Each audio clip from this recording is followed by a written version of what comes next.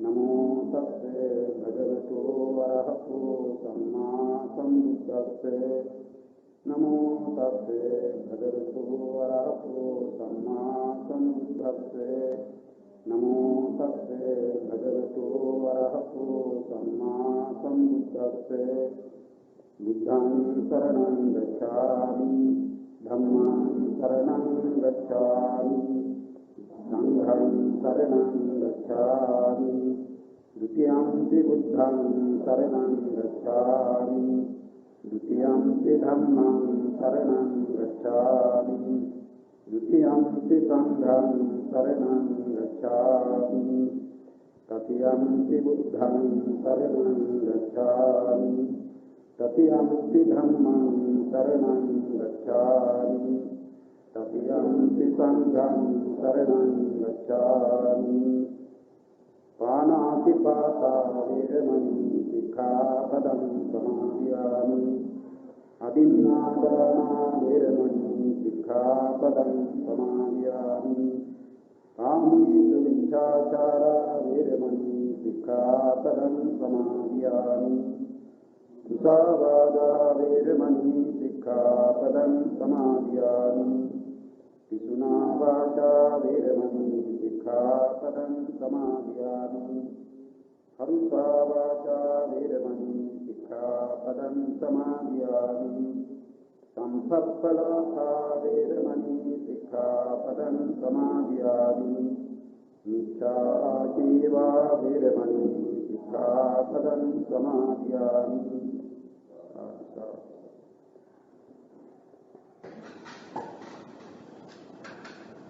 පින්වතුනි පසුගිය දිනෙහි අප දුන් පොරොන්දුව පරිදි අද අප ආරම්භ කරන්නේ චෛතසික පිළිබඳ විස්තරයක් කියා දීමට. අපි සිත් පිළිබඳව තරමක විස්තරයක් පසුගිය දිනේට පෙර දිනෙහි ඉගෙනගෙන අවසන් කළා. එදායි අපි අවසන් කළේ සිත් පිළිබඳ කතාව. මේ සිත් පිළිබඳව වුවත් ඊටත් වඩා විස්තර කිය යුතු තිබෙතත් ඒ අභිධර්මාර්ථ සංග්‍රහයේ එන කරුණු ඉගෙන ගැනීම වශයෙන් කෙරෙන දේශනයන් නිසා ඊට වඩා විස්තර මුල් වතාවේදී කීම තරම්ම සුදුසු නැහැ. සමහර විටක ඒ අභිධර්මාර්ථ සංග්‍රහයේ එන කරුණු මේ විදිහේ මාසයකට දෙවරක් බැගින් පවත්වන පැයක පමණ දේශන පැවැත්වීමෙන් අවුරුදු කීයක් ගත වේදයි කියන්නට බෑ. ඒ අභිධර්මාර්ථ සංග්‍රහයේ එන පරිච්ඡේද 9ක ඇතුළත් කරුණු කියා දීලා. ඒ නිසායි අපි ඒතා විස්තරයක් කරන්නට බලාපොරොත්තු නොවන්නේ. දැන් සිත් 89 නැත්නම් 121 පිළිබඳව ඉගෙනගෙන ඊළඟට අප කතා කළා චෛතසික කියන්නේ ඇයි කියන එකත් ඒ චෛතසිකයන්ගේ චෛතසික කියන ඒ නාමය ලැබීමට ඇති සුදුසුකම ගැන අප පසුගිය කතාවේදී මේ පින්නතුන්ට දැනගන්නට සැලැස්සුවා. නැවත මතක් කරනවා නම් ඒ පිළිබඳව කිය යුතු තිබෙන්නේ සිතෙහි යෙදෙන්නේ චෛතසිකයි. චේතසි භවං තදායත්ත වුත්තිතායාති චේතසිකං යනුවෙනුයි පාලි විග්‍රහය එන්නේ. සිතෙහි වනුයේ සිත හා බැඳුණු පැවතුම් මැත්තේ චෛතසිකයි. ඒ සිතේ හා චෛතසිකයන්ගේ ඇති සම්බන්ධය දැක්වීමට අප පසුගිය දිනෙහි බොහෝ පොත්වල සඳහන් වන උපමා දෙකක් කිව්වා. එකක් තමයි කසාය ගැන. කසායක ප්‍රධාන කොටස නම් එහි තිබෙන ජලය.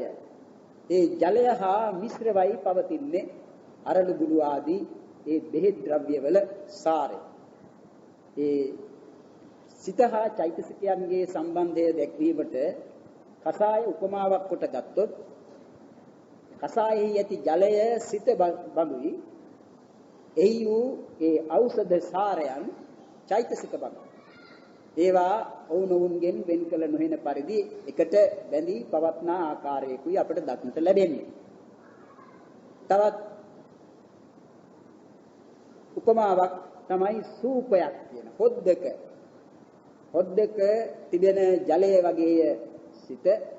එහි දුරුමිරිස් ආදී දේවල තිබෙන සාරය. ඒ වගේය ඊට මිශ්‍ර වෙලා තිබෙන ඒ වගේය චෛතසිකය.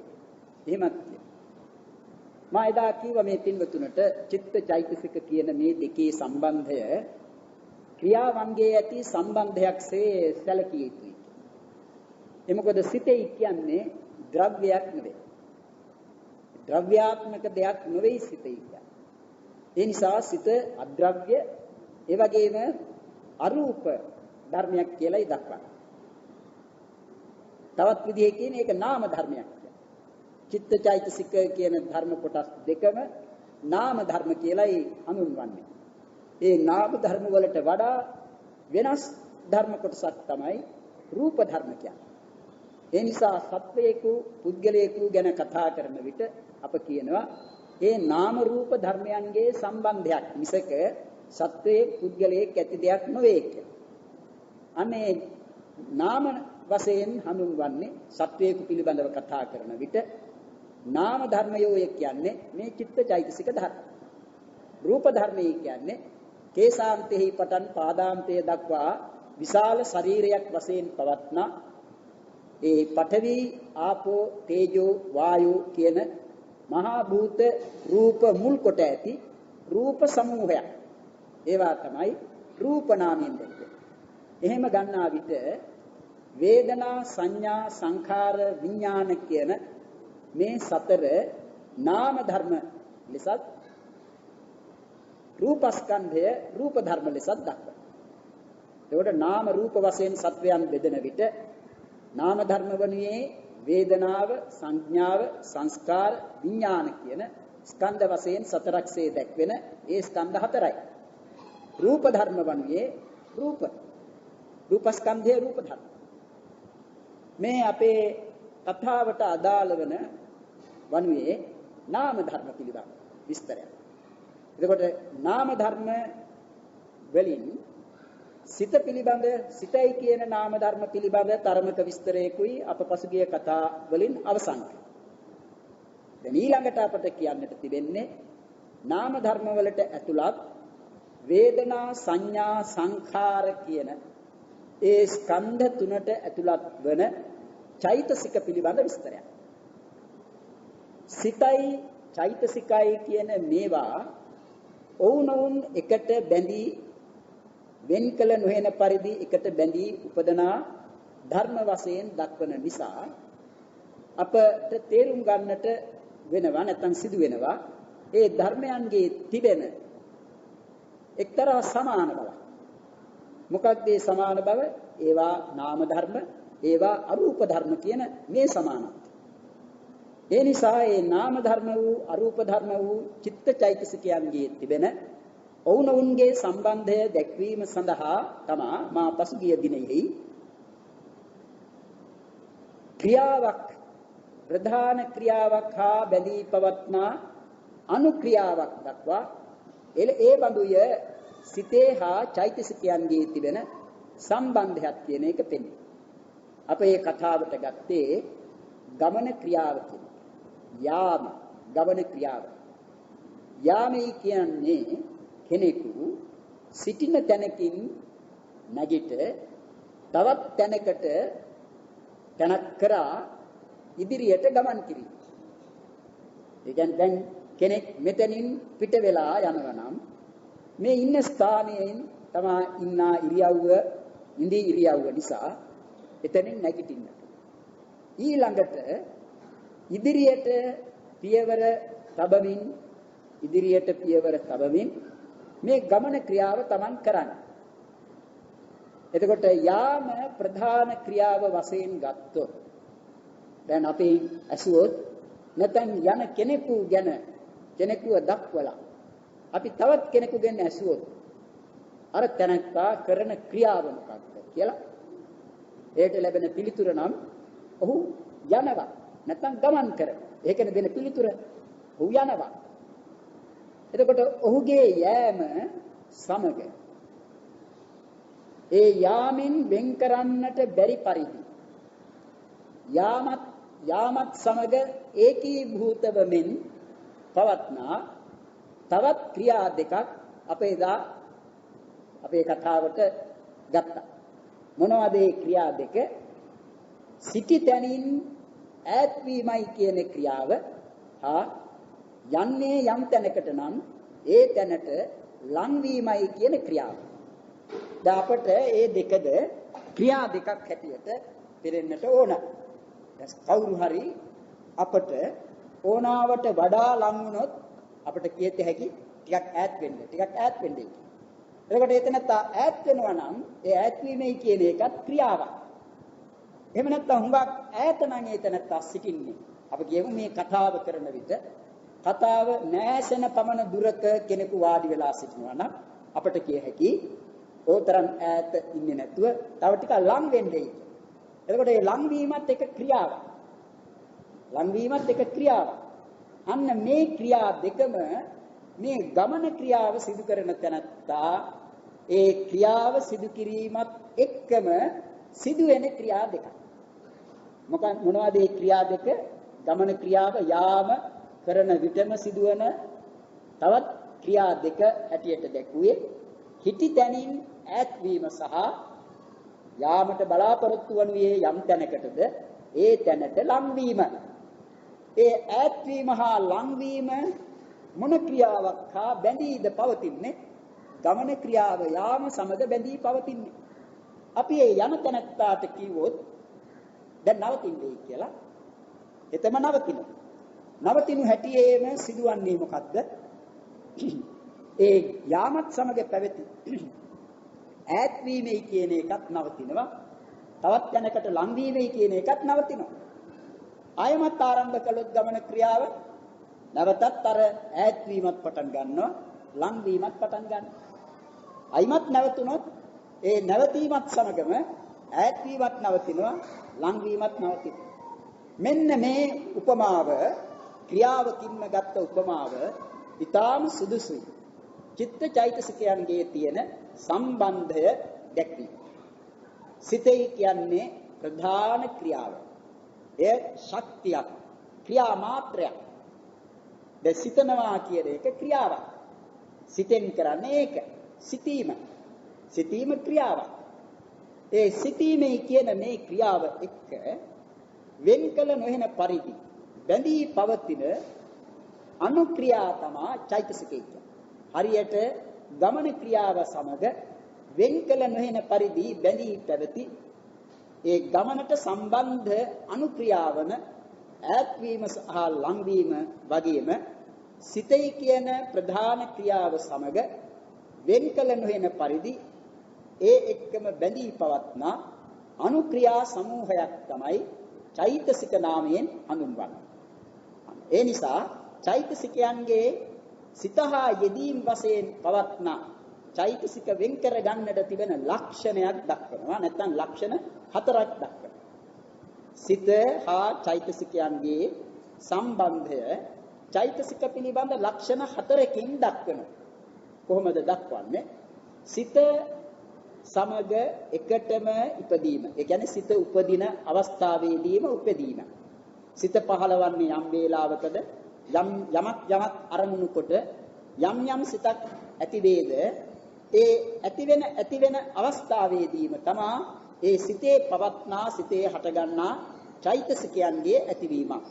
හරියට ගමන ක්‍රියාව පටන් ගත්තේ යම් වේලාවක නම් ඒ වේලාවේමයි පෙරපසු නොවි හටගත්තේ ඈත් වීම සහ ලං වීම කියන මේ ක්‍රියා දෙකක්. ඒ වගේ සිත හටගන්නේ යම් වේලාවක යම් අවස්ථාවක නම් ඒ අවස්ථාවේදීමයි චෛතසිකයන්ගේ හටගැන්ම වන්නේ. ඒ වගේම සිත යම් වේලාවක නැති වෙනා. ඒ කියන්නේ සිතක් ඊට අයත් ආයු කාලය විසක ඊට වඩා වැඩි කාලයක් පවතින්නේ නැහැ. සිතක ආයු කාලය දක්වන්නේ උපාද පිටි භංග කියන මේ ක්ෂණ තුනක් වශයෙන්. ඒ ක්ෂණ තුන එකකට එකක් අඩුත් නැහැ, එකකට එකක් වැඩිත් නැහැ. ඒක සමාන කාල තුනකුයි කුඩා ක්ෂණ 3ක් යනුවෙන් හඳුන්වන උප්පාද තිති භංග කියන මේ සිතක ආයු කාලය. සිතක් ඇති වෙනවා, ඒ සිත පවතිනවා, ඒ සිත නැති වෙනවා. එහෙමයි අපට සිත් ඇති වේගෙන යන්නේ. කවර විටකවත් හටගත් සිතක් ඒ චිත්තක්ෂණයකට වඩා පවතින්නේ නැහැ. ඒ වගේම සිතක් තව උපදින්නට පුළුවන්. නමුත් ඒ සිතම නොවේ. ඒ සිතම නම් නැවත උපදින්නට බෑ. මත්නිසාද ඒක ඇති වෙලා නැති වුණා. නැති වෙනවා. එහෙම ඒ සිතක් ඇතිව නැති වෙන්නට ගතවන කාලය දක්වන්නේ චිත්තක්ෂණයක් වේ. ඒක උපාදය, තිතිය, භංගය කියන මේ කුඩා ක්ෂණ 3කින් යුක්ත වූ කාලයක්. හැබැයි ඒ කාලය අප යොදා ගන්නා කිසිදු මනීන් ක්‍රමයකින් දක්වන්නට බෑ මෙබඳු කෙටි කාලයක් කියන්නේ. ඒ තරම් වේගවත් පැවැත්මක් සිතට තිබෙනවා. ඒ නිසා තමයි බුදුරජාණන් වහන්සේ ඒ සිතේ ඇති වේගවත් බව ලහු පරිවර්තනය වහා ඇතිව නැති වෙන බව දැක්වීමට වදාරා දෙන්නේ. නාහං භික්කවේ අඤ්ඤං ඒක ධම්මංපි සමනුපස්සාවි යං ඒවං ලව් පරිවත්තං යතෙහිදං භික්කවේ චිත්තං යාවං චිදං භික්කවේ උපමාපින සුකරා යාව ලහු පරිවත්තං චිත්තං. මහණෙනි, සිතෙන් වහා ඇතිව නැති වෙන තවත් ස්වභාවයක් මම නොම දකිමි. ඒ තරම් වේගයෙන් ඉක්මනින් ඇතිව නැති වෙන වෙනස් වෙන තවත් ධර්මයක් නොම දකිමි. දකින්නේ නැහැ.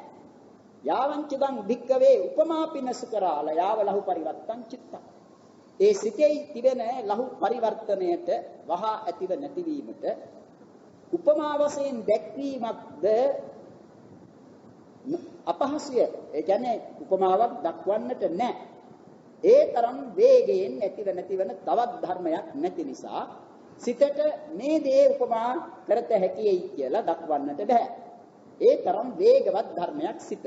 ඒ සිතේ තිබෙන වේගය තේරුම් ගන්නට සිත පිළිබඳව විමර්ශනයක් කරන කෙනෙකුට මිස තරමකින්වත් ඒ සිතේ තිබෙන වේගය තේරුම් ගන්නට සාමාන්‍ය කෙනෙකුට බෑ. ඒ සිත පිළිබඳව විමර්ශනයයි කියන්නේ භාවනාවක යෙදෙන කෙනෙක්. අනේ භාවනාවක යෙදෙන තැනට මේ සිතේ තිබෙන වේගවත් බව තරමකින් තේරුම් ගන්නට පුළුවන්. සිතේ තිබෙන ඒ වේගවත් බව සර්ව සම්පූර්ණ වශයෙන් අවබෝධ කිරීමක් නෙවෙයි. තරමකින් තේරුම් ගන්නට පුළුවන් කොයි තරම් වේගයෙන් ඇතිව නැති වෙන ස්වභාවයක්ද මේ සිතේ කියන්නේ. අන්න ඒ බඳු ඒ සිතේම තමයි ඒ සිත සමග එකටම උපදින සිත බිඳෙනකොට බිඳෙන සිත අරමුණු කරන ඒ අරමුණම ගන්න. සිත අරමුණු කරන්න යමක් නම් සිත උපදින්නේ නැහැ අරමුණක් නැතිව. ඒ අරමුණු කරන අරමුණමයි ඒ සිතෙහි යෙදෙන චෛතසිකයන්ගේ අරමුණ වන්නේ. ඒ නිසායි ඒ සිත ගන්නා අරමුණම ගන්න කියන්නේ. තවත් කාරණයක් දක්වනවා. සිත උපදීමට සුදුසු ස්ථාන වශයෙන් දැක්වෙන ස්ථාන 6ක් තිබෙනවා. ඒවට කියනවා වස්තු කියලා. චක්කු වස්තු, සෝත වස්තු, ගාන වස්තු, ජීවහා වස්තු, කාය වස්තු, හදය වස්තු කියලා. එහෙම වස්තු නාමයෙන් දැක්වෙනවා සිත් ඇතිවන තැන්.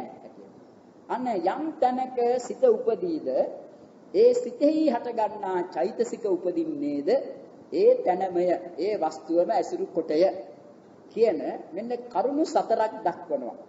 ඒ කරුණු 4 තමයි සතර සම්පයෝග ලක්ෂණ කියා ඒ චෛතසිකයන්ගේ සංප්‍රයෝග ලක්ෂණ දක්වන තැනදී කියන්නේ. සංප්‍රයෝග ලක්ෂණය කියන්නේ සිත සමග ප්‍රයෝග යෙදීම. සිත සමග එකට යෙදීම් වශයෙන් චෛතසිකයන් පිළිබඳව දක්නට ලැබෙන කරුණු 4ක්, ලක්ෂණ 4ක්.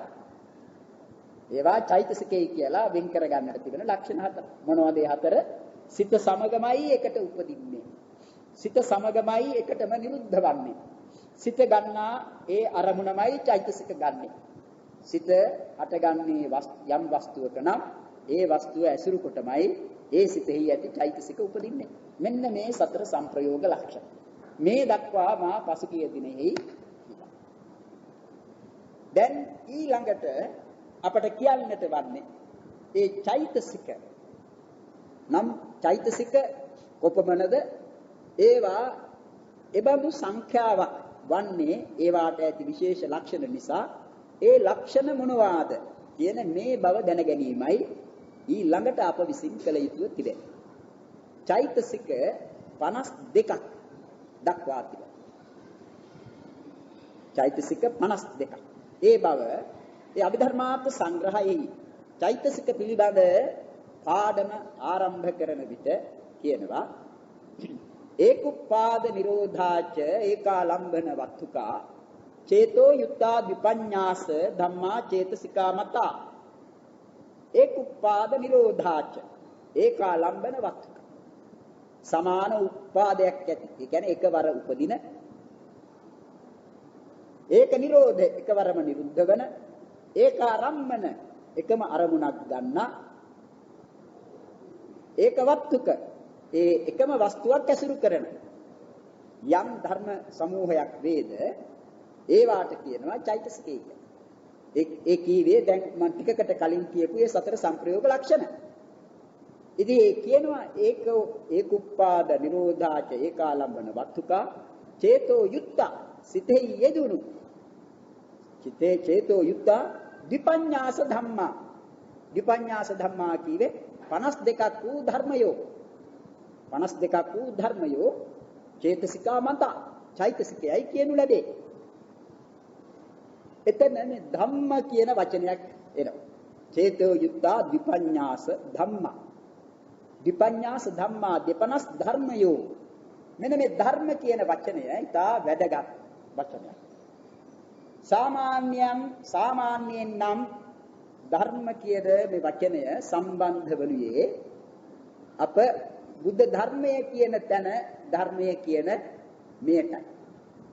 ඒකයි සාමාන්‍යයෙන් ධර්මය කියන වචනය ඇසෙනකොටම බොහෝ දෙනා හිතාගන්නේ තේරුම් ගන්න. ඒත් ඊට වඩා ගැඹුරු තේරුමක් ධර්ම කියන වචනේ තිබෙනවා. මොකද්ද ඒ තේරුම? සත්ව නොවන පුද්ගල නොවන ස්වභාවයෝ කියන්නේ. සත්වයක් නෙවෙයි පුද්ගලයෙක් නෙවෙයි. එහෙත් ඒවා යම් ස්වභාවයෝ. ඒවාට කියනවා ධම්ම කියලා.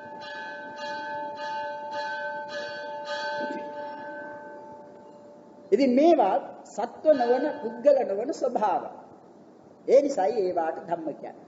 නිස්සත්ත්ව නිජීවත්වයෙන් සත්ව නොවන පුද්ගල නොවන අර්ථයෙන් ඒවාට ධම්ම කියන්නේ. ඒවාම ඇතන් විටක ධාතු කියන නාමයෙන් දක්වනවා. ධාතු කියන්නේ. එතකොට සිතෙහි යෙදෙන ධර්ම ස්වභාව ධර්ම 52ක් තමයි චෛතසිකය කියන්නේ. ඒ 52ක් වූ චෛතසික ඒවායේ තිබෙන තවත් යම් ස්වභාවයක් වෙන්කොට දැක්වීම සඳහා ඒවා කොටස් කරලා තිබෙනවා රාශි වශයෙන්. රාශිය වට කියන්නේ. රාශි කියන්නේ ගොඩවල් කියන. කොටස් කරලා තිබෙනවා. රාශි තුනකට චෛතසික දක්වා තිබෙනවා. මොනවද ඒ? අන්‍ය සමාන රාශිය, අකුසල රාශිය, සෝබන රාශිය. අන්‍ය සමාන රාශියයි අකුසල රාශියයි සෝබන රාශියයි කියලා චෛතසික කොටස් තුනකට බෙදෙනවා. අන්‍ය සමාන රාශිය චෛතසික 13කින් යුක්තයි. අන්‍ය සමාන කියන කොටසට චෛතසික 13ක් ඇතුළත්. අකුසල රාශියට චෛතසික 14ක් ඇතුළත්. සෝබන රාශියට චෛතසික 25ක් ඇතුළත්. 13යි 14යි 25යි. හරි නේද 52. ඔය 52 ගැන තමයි චෛතසික සංග්‍රහයෙහිදී අපට ඉගෙන ගන්නට වන්නේ. ඒ අන්‍ය සමාන කියන මේ නම මා පළමු කොටම විස්තර කරනවා නම් කිය යුතුව තිබෙන්නේ ඒ නම ඒ වාට දී තිබෙන්නේ ඒ වචනයේම තේරෙනවා අන්‍ය සමාන. පාලි වචනය අන්‍ය සමාන කියන. ඒකට සංස්කෘත වචනය තමයි අන්‍ය කියන එක. ඒ අන්‍ය කියන එකෙන් සිංහල කරනවා නම් කියන්න තියෙන්නේ අනුනට කියන එක. අන්‍යනට අනුනට සමාන. ඒ අදහස සිංහල සංස්කෘත පාලි කියන තුනේ මෙන්නේ එකම අදහස සමාන. ඒක අන්‍යයන්ට සමාන චෛතසික 13ක්. මොනවද මේ අන්‍යයෝ කියන එකයි ඊළඟට සැලකිය යුත්තේ. ඒ චෛතසික 13 අන්‍යයන්ට සමාන නම් එහි අන්‍යයෝ කියන්නේ කවුද? කවරහුද? මොනවද කියලා බලන්න. දැන් සෝභන පක්ෂයේ සිට අසෝභන නැත්නම් අකුසල පක්ෂයේ දෙස බලන විට වෙනස්කමක් තිබෙනවා. අපි ගනිමු සෝභන නෙවෙයි අපි කියමු කුසල් කියලා. කුසල් පැත්තේ සිට අකුසල් පැත්ත බලන විට මේ දෙක සමානද? මේ දෙක සමාන නැහැ. ඔවුනොවුනට වෙනස්. අකුසලයෝ කුසලයන්ට වෙනස්. එහෙත් මේ චෛතසික 13 අකුසල් වලත් යෙදෙනවා. අකුසල් සිත් වලත් යෙදෙනවා. අකුසල් සිත් 12ක් අපි ඉගෙන ගත්තේ. ඒ අකුසල් සිත් වලත් යෙදෙනවා. එකාකාරවම 13ම යෙදෙනවා කියන්නේ නෑ. 13න් 7ක් නම් ඒකාන්තයෙන්ම යෙදෙනවා. අනිත් 6 සමහර එක සියල්ලමත් සමහර එක එකක් දෙකක් අඩුවත් ඒ විදිහට යෙදෙනවා. එහෙම ගත්තත් 13 අකුසල් වලත් යෙදෙනවා. අකුසල් වලින් අන්‍ය වූ කුසල් වලත් යෙදෙනවා. අපි කුසල් සිත් ඉගෙන ගත්තනේ 21ක්. ඒ කුසල් සිත් වලත් යෙදෙනවා. තව විපාක සිත්ය ක්‍රියා සිත්ය කියලා කොටසක් ගැනත් ඉගෙන ගත්තා. ඒ විපාක සිත් වලත් යෙදෙනවා ක්‍රියා සිත් වලත් යෙදෙනවා. අකුසල් සිත් වල මේ අන්‍ය සමාන 13න් යමක් යෙදේද ඒ අවස්ථාවේදී ඒවත් අකුසල ධර්ම. මේ අන්‍ය සමාන 13න් යම් කිසිවක් කුසල් සමග යෙදේද ඒ කුසල් සමග යෙදෙන ඒ අන්‍ය සමාන චෛතසිකයෝ ඒ අවස්ථාවේදී කුසල. විපාක සිත් සමග ක්‍රියා සිත් සමග මේ අන්‍ය සමාන චෛතසික යෙදෙනවා නම් ඒ අවස්ථාවේදී ඒවා ඒ යෙදෙන පරිදි එක්කෝ විපාක ස්වභාවය එහෙම නැත්නම් ක්‍රියා ස්වභාවය ගත්ත ඒ විපාකයන්ට සමාන වෙනවා නැත්නම් ක්‍රියාවන්ට සමාන වෙනවා. ඒ නිසා තමයි ඒවාට අන්‍ය සමානෙන් කියන්නේ. කුසල් වලට අකුසලයෝ අන්‍යයෝ. ඒ අන්‍යයන් සමග යෙදෙන විට ඒවා ඒ අන්‍ය වූ අකුසලයන්ට සමානයි. අකුසල් පැත්තේ සිට බලන විට අකුසලයන්ට කුසලයෝ අන්‍යයෝ. ඒ අන්‍ය වූ කුසල් සමග යෙදෙන විට මේ චෛතසික ඒ කුසලයන්ට සමානයි. එබැවින් ඒවා අන්‍ය සමානයි. කොටින් කියනවා නම් ඒවා කුසල් වල අකුසල් වල විපාක වල ක්‍රියාවල ක්‍රියාසිත වල කියන මේ හතර වර්ගයක හතර කොටාසයක ಜಾති හතරක් කියලා ඒවට කියන්නේ. ಜಾති හතරක සිත් තිබෙනවා. ඒ ಜಾති හතරක සිත් වල මේ චෛතසික යෙදෙනවා. ඒ යෙදෙන විට ඒ ಜಾතියේ ස්වභාවයයි ඒ චෛතසික ගන්නෙ. අකුසල් සමග යෙදෙන විට අකුසල්, කුසල් සමග යෙදෙන විට කුසල්, විපාක සමග යෙදෙන විට විපාක, ක්‍රියා සමග යෙදෙන විට ක්‍රියා. අන්න ඒ නිසා ඒවට කියනවා අන්‍ය සමානයි. අන්‍ය සමානයි කියේ නිසා. දැන් ඒ ඇති ඒ පිළිබඳව ඊළඟට ඒ අන්‍ය සමාන චෛතසික 13න් 7ක් වෙන් කරගෙන ඒවාටත් නමක් දී තිබෙනවා සබ්බචිත්ත සාධාරණ. ඒවාට දෙන නම සබ්බචිත්ත සාධාරණ. තේරුම සියලු සිත්වලට සාධාරණ චෛතසිකයි. දැන් සාධාරණ කියන වචනේ අප දන්නවනේ. පුද්ගලයෙක් සාධාරණ නම් ඒ තැනැත්තා පුද්ගල විශේෂත්වයක් නොසලකා තමාගේ යුතුයකම කරනවා. එහෙම කෙනෙක් නේ සාධාරණ කෙනෙක් කියන්නේ. මිල මුදල් වැඩි තියෙන එක්කෙනාට වෙනම සැලකිල්ලකුත් ඒවා නැති එක්කෙනාට ඊට වඩා වෙනස් සැලකිල්ලකුත් එහෙම කරනවා නම් එහෙම නැත්නම් තමාගේ නෑයන් නිසා එයාට තමන් කරන රාජකාරී කටයුත්තකදී වගේ දෙයකදී නෑයාට විශේෂ සැලකිල්ලකුත් නොනෑයාට ඊට වඩා වෙනස් සැලකිල්ලකුත් කරනවා නම් ඒ තැනැත්තාගේ පිළිවෙතද සාධාරණයි කියන්නේ නෑ. මොකද තමන් රාජකාරිය කරන විට කාටත් සාධාරණ වෙන්නට ඕනේ. අන්න සාධාරණ කියන වචනේ අපිට ඒකෙන් තේරෙනවා. සාධාරණ නම් කාහටවත් වෙනසක් නැතිව හැමදෙනාම තමන්ගෙන් ඔවුන්ට යම් යම් යුතුයකම් සිදුවිය යුතු නම් ඒ දේ ඒතනත්තාගේ මූණ නොබලා ඒ තමා විසින් කළ යුතු දෙයක්සේ සලකාගෙන කරන්නට පුළුවන් එහෙම නැත්නම් කරන කෙනෙකු ගැන තමයි අපි කියන්නේ ඒතනත්තා සාධාරණ කෙනෙක්. ඒතනත්තාගෙන් අසාධාරණයක් සිදුවන්නේ නැහැ කියලා අප කියනවා.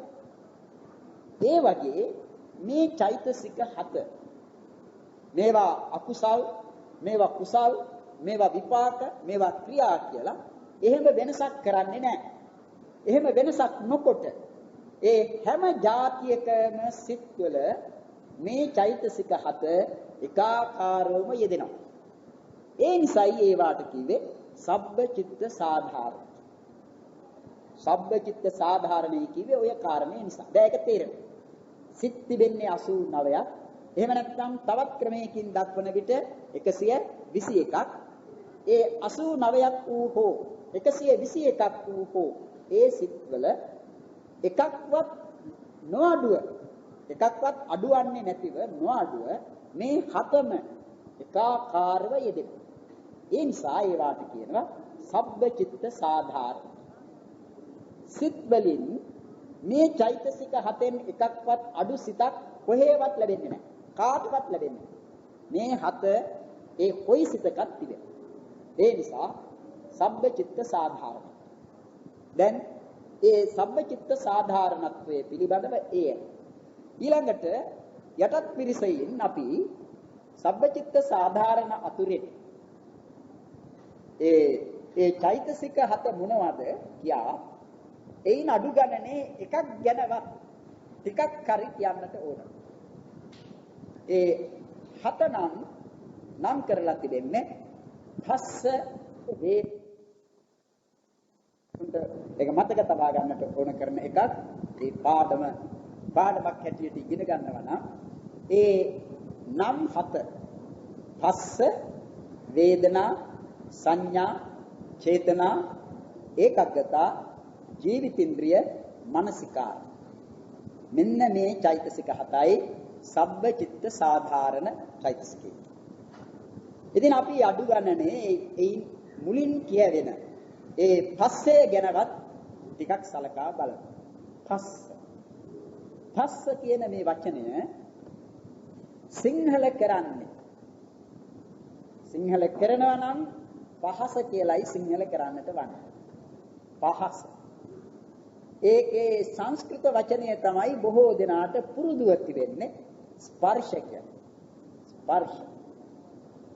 මේ වචනය මේ පින්නතුන් කියවා ඇති බණ පොත්වල සූත්‍රවල මේ පස්සයම පස්ස 6ක් හැටියට වදාරා තිබෙනවා.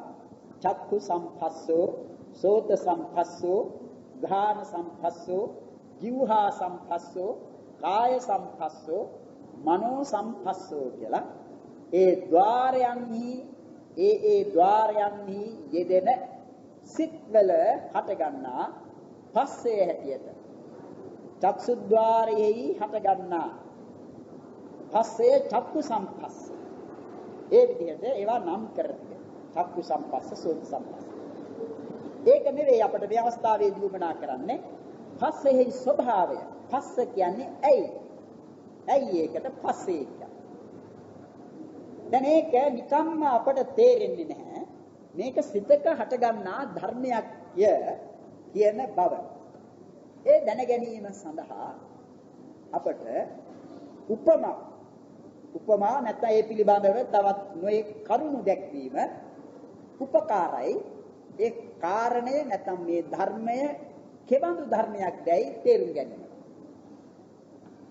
දැන් මේ පින්වතුන් යම් කිසිවක් පිළිබඳව යම් කිසි මොහොතක සිතනවා නම් ඒ සිතන හැම මොහොතකදීම ඒ සිතන දේ පිළිබඳව උපදනා සිත ඇතිවන්නේ ඒ අරමුණ වූ ඒ සිතන දෙය ස්පර්ශ කොටයි.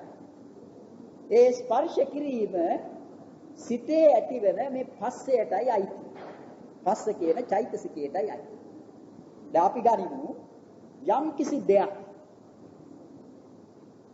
තමාගේ අතේ දුර ප්‍රමාණෙහි තිබෙන යම් කිසිවක් කෙනෙක් කැමති වෙනව නම් තමා ගන්නට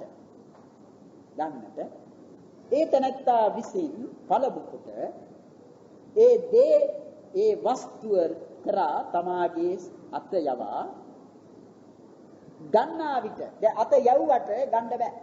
අත ඒ දේ කරා යවුවට ගන්න බෑ.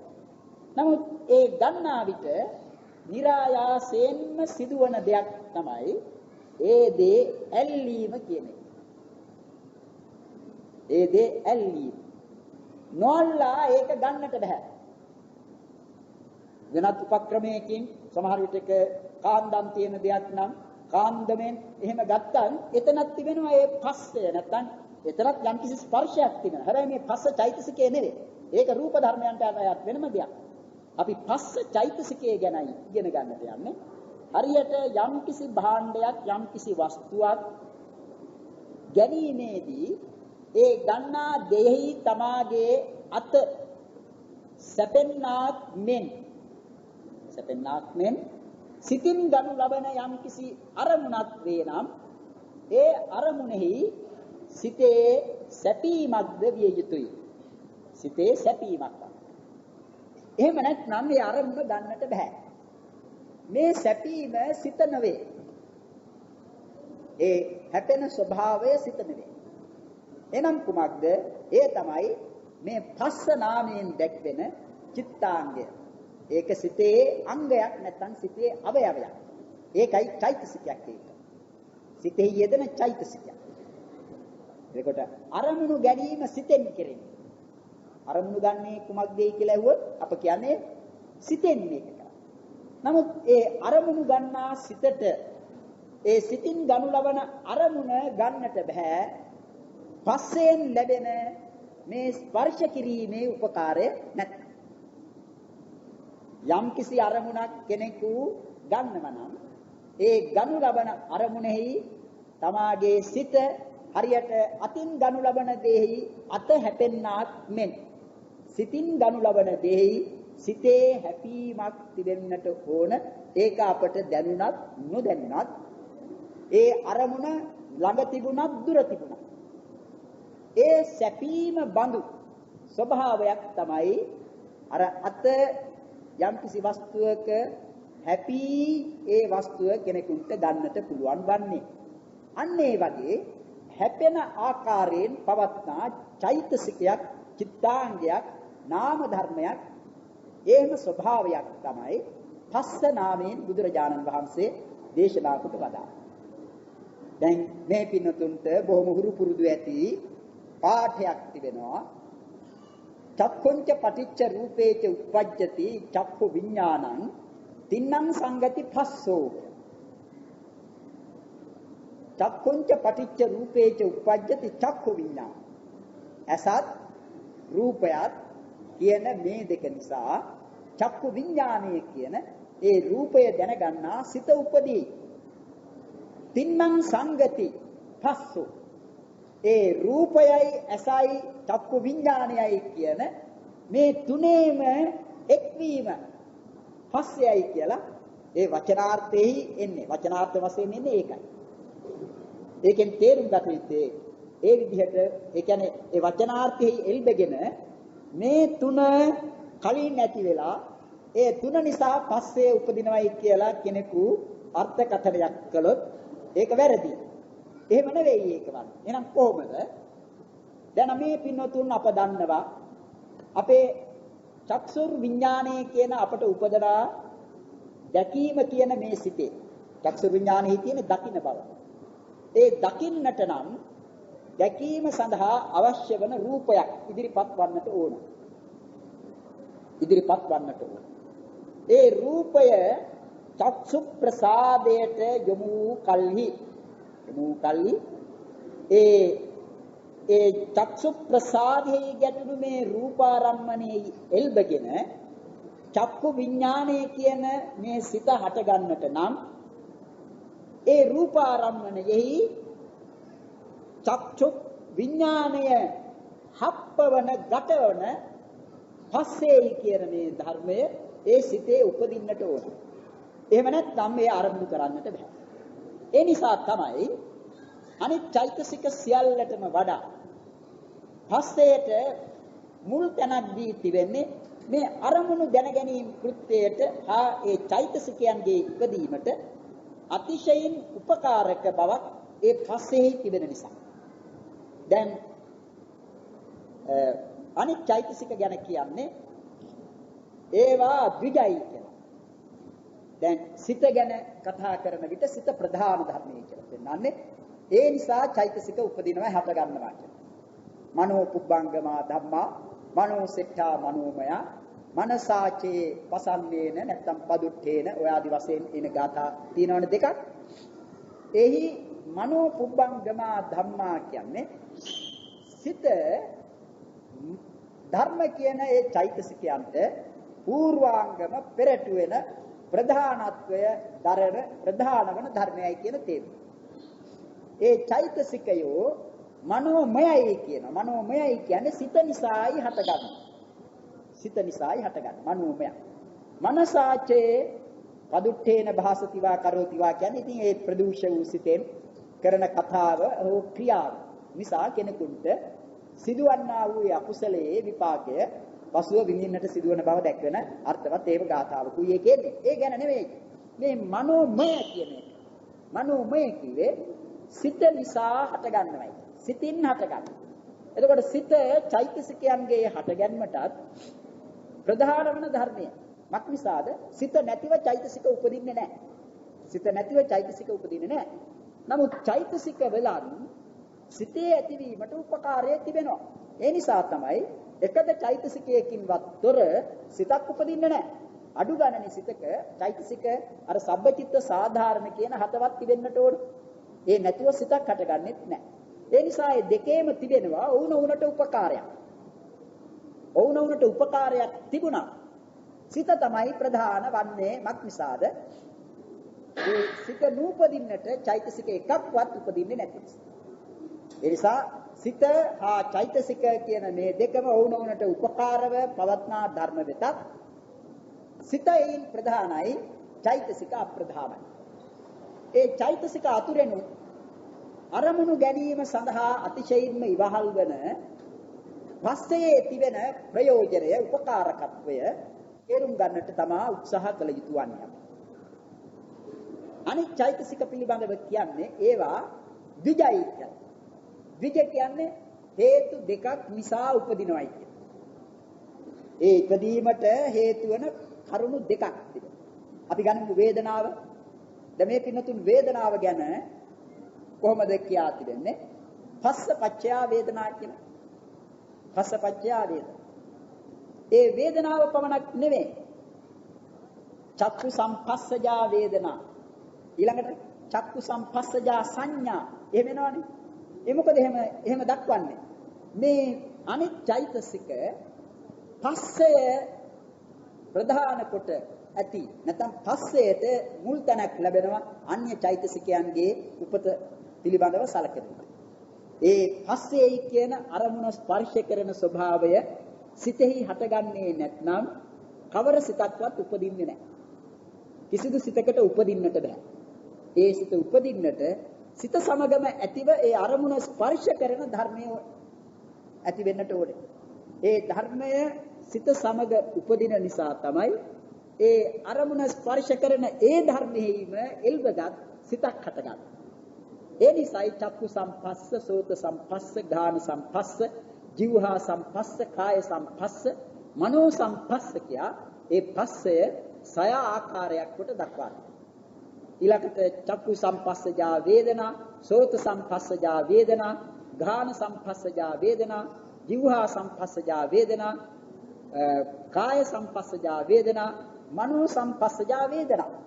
මේ විදිහට මේ පස්සේ නිසා හටගන්නා වේදනාවක් ගැන කියන. ඒ වගේම සංඥා ආදියත් ඒ හේතු කොටගෙන හටගන්නා බව දක්වනවා. එබැවින් ඒ වේදනාදී ඉතිරි චෛතසිකයෝ සිතයි පස්සෙයි කියන මේ දෙක හේතු කොට ඇතිවන නිසා ඒ වාට කියනවා ද්විජය ධර්මයෝය කියලා. ද්විජ හේතු දෙකක් නිසා හටගන්නා සිතත් පස්සය. ඒ බැවින් පස්සයට තිබෙන ඒ ප්‍රධානත්වය මූලිකත්වය විශේෂයෙන් සලකන්නට ඕන. ඒ නිසාම පස්ස චෛතසිකය තේරුම් ගන්නට උත්සාහ කරන්නට ඕන. අපි ගනිමු ඊට ඈත තිබෙන දෙයක්.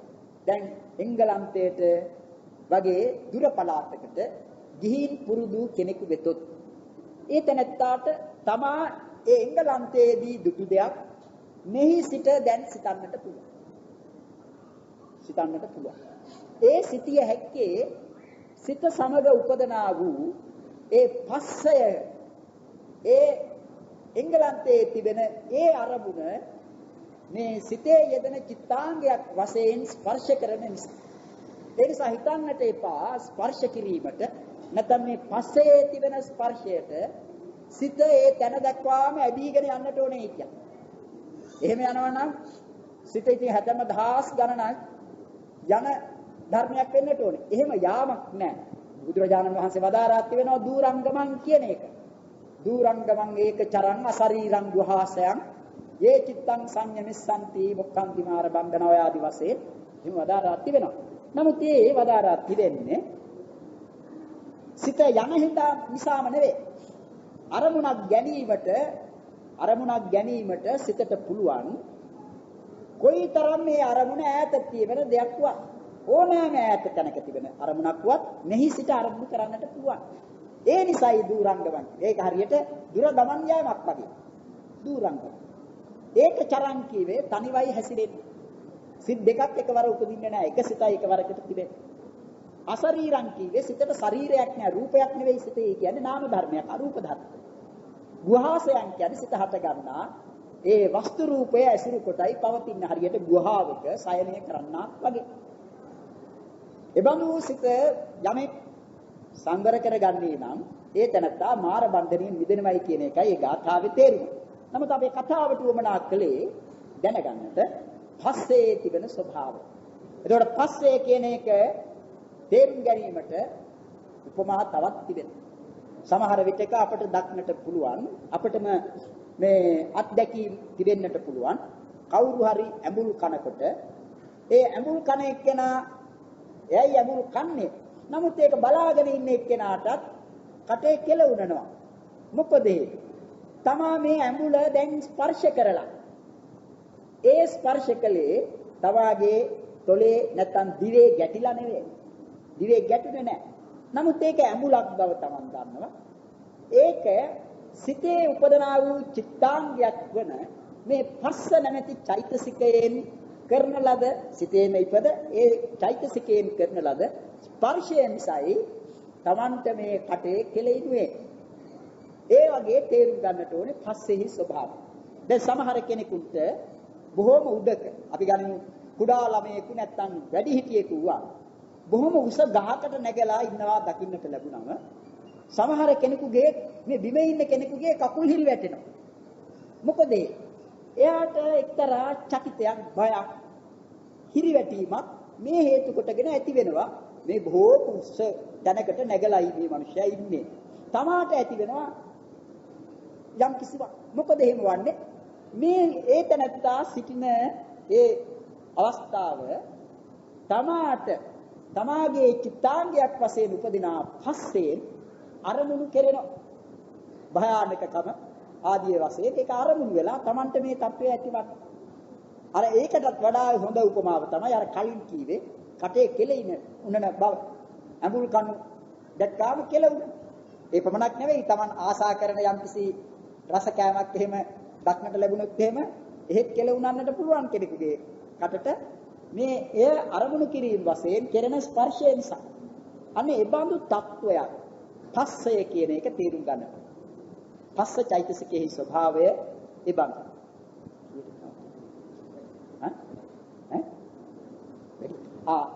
පින්වතුනි අපට ඊට වඩා අද කතා කරන්නට ලැබෙන්නේ නැහැ. මා කීවේ අඩු ගණනේ ඒ චෛතසික අතුරෙන් එක චෛතසිකයක්වත් අද මගේ කතාවෙන් විස්තර කර දෙන්නට ඕනේ කියලා. ඒක මා කරන ලද විස්තරයෙන් මේ පින්නතුනට තරමකටවත් තේරුම් ගන්නට හැකි වුණා නම් එය ප්‍රමාණයි කියලා මා සැලකනවා. උත්සාහ කළ යුතු තිබෙන්නේ ඒ නම තේරුම් ගැනීම පමණක් නෙවෙයි. නම නම් පස්සය. ඒක තව වචනයක් ස්පර්ශය කියන. නමුත් මේ චිත්තාංගයක් වශයෙන් උපදනා චෛතසිකය කෙබඳු ධර්මයක් දෙයි කියන එක ඒකේ ආකාර සලකා ගැනීම තමයි අමාරු. අනේ අමාරු කාරණේ ඉටු කර ගන්නටයි මේ තුන උත්සාහ කළ යුත්තේ. පස්සෙහි ස්වභාවය නම් කුමක්ද කියන එක. ඒක තමාටම ප්‍රශ්නයක් වශයෙන් ඉදිරිපත් කරගෙන ඒ පස්සෙහි తত্ত্বය ලක්ෂණය තේරුම් ගන්නට උත්සාහ කරන්නට කියන එක මම අදක්ෂා. එතෙන් සිට අපි ඊළඟ දවසේදී කතා කිරීමට බලාපොරොත්තු වෙන්නේ. අද අපට નિયમિત කාලය අවසන් බැවින් අපේ මේ දේශනය මෙතකින් නවත්වමු.